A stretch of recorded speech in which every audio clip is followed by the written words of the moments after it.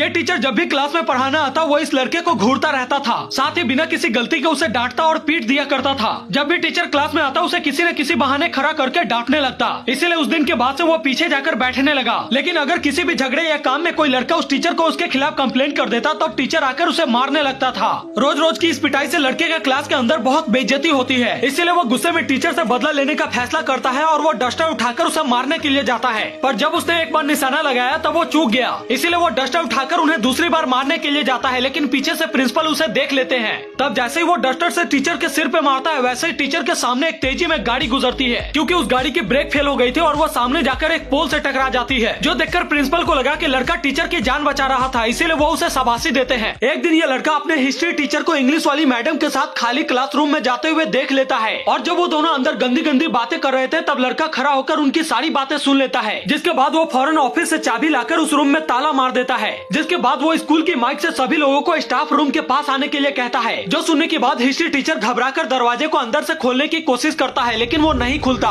उधर वो पूरा स्कूल फौरन भागते हुए स्टाफ रूम के करीब आ जाता है। तब अपनी इज्जत बचाने के लिए हिस्ट्री टीचर इंग्लिश वाली मैडम को पीटने लगता है, लेकिन ये सारी बातें बाहर खड़ा वो लड़का सुन लेता है और उन सभी को मजाक करने का बहाना करके वहाँ से जाने के लिए कहता है, जिस कारण लड़के को प्रिंसिपल से बहुत डांट सुननी पड़ी और वो सभी वहाँ से चले गए। उनके जाने के कुछ देर बाद जब लड़के ने दरवाजा खोला तब इंग्लिश वाली मैडम उसे धन्यवाद बोलकर वहाँ से चली गई। लेकिन दूर खड़ा प्रिंसिपल ये सारी चीजें देख लेता है, लेकिन हिस्ट्री वाले सर ने लड़के को धमकी दिया कि वो उसे नहीं छोड़ेगा, क्योंकि उसने कई बार हिस्ट्री वाले सर को पीटा था। इस गांव के अंदर एक कुप्रथा थी, अगर गांव का कोई आदमी बिना शादी के भोज किए हुए मर जाता तो लोग उसके बच्चे को नाजायज मानते थे।